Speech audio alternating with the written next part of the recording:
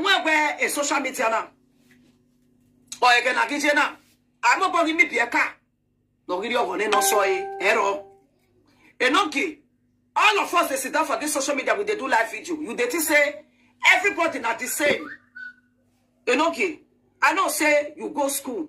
I know say you sabi read. I know say anything where there's additional, you know where pass me, but Enogie wisdom, you don't get that pass me. The thing when me go sit down, Enogie, see if I sit down. If you go climb or look at tree, Enogie, you know go see him. The last time, Enogie, thank you, my blood. I tell you, say, even though whether you want to prank or plank, you might know what say prank.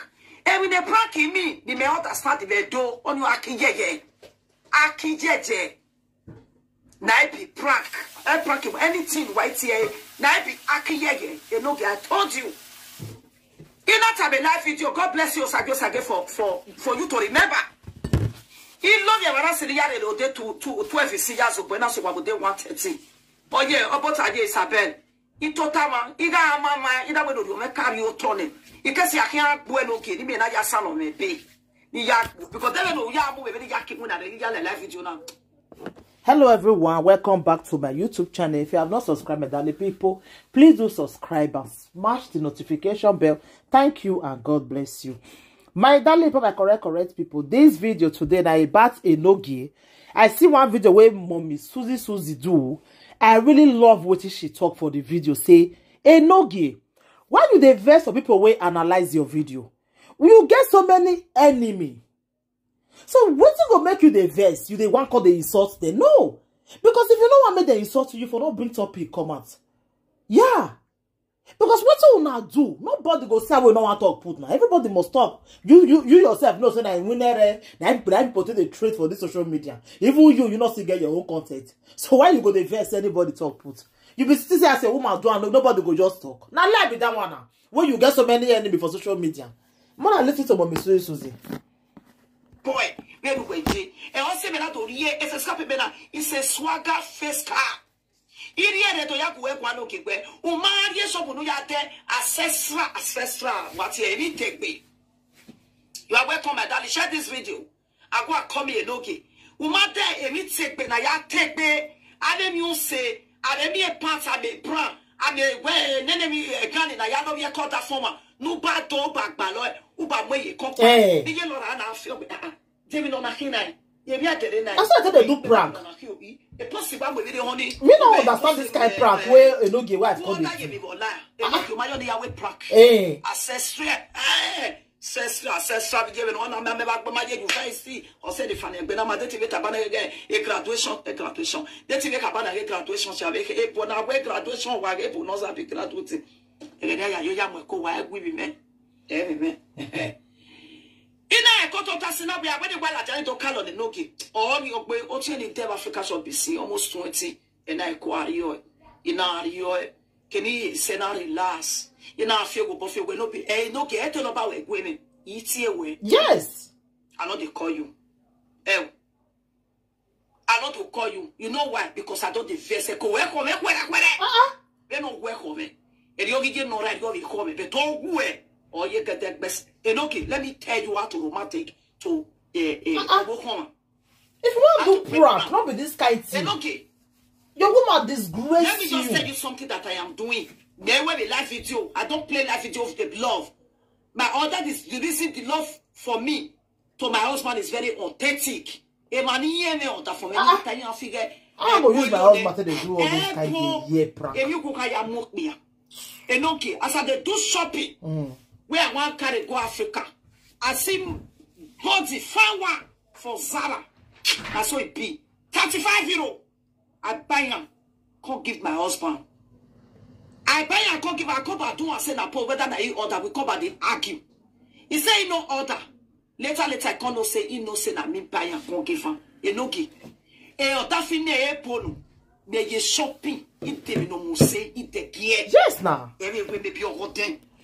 If you want to do prank, if you want really do prank, mommy Nora, you be like say you never see lane.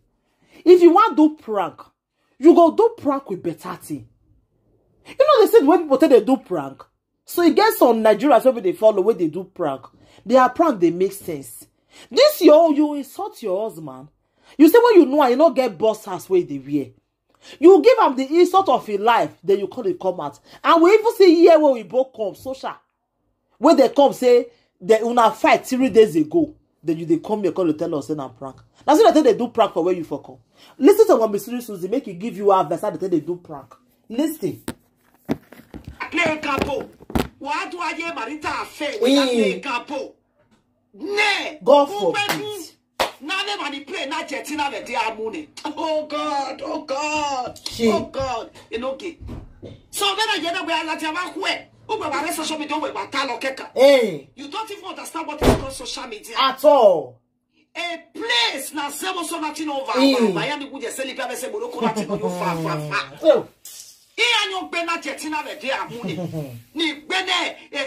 If they pull agenda for you, you go come to pass. You say now yeah, prank. This one are the highest prank. Live video. I don't want a pranking. More tie. Why you put or a prank? I got to get all tie. Or I last time. In an okay style. Not what you are seeing on social media. Area social media gay. And then I'm moving or it matters social media. Enogie. Or where or no when you see. Where you take your relationship as a quality home. Why you fake? Where as a quality.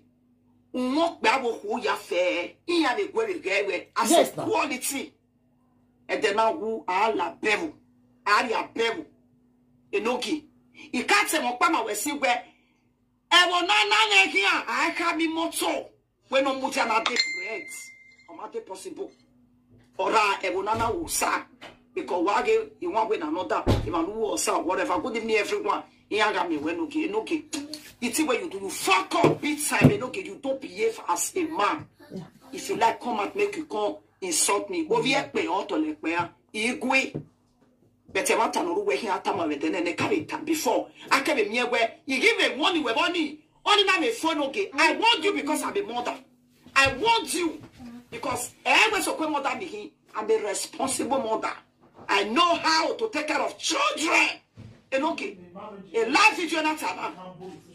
I nurture my children by myself. I take a responsibility of my children. Life is your not. Yes. And okay, listen and listen very good. Imana me no doke is tufu. Oviye won paro no do lati do tabe social media. O we to paro vision na me we la gbogbo video me la boro me 10,000 na be yasi school. O maro Enogie. Even do bo me pe. I do that by myself. Most especially under the roof of their father. I mean social media again. The man largely do tabe social media. So my people, waiting for me to talk for this video, it really makes sense. So anything you want to think about the video, more than leave on a comment for the comment section. Bye everybody. Bye.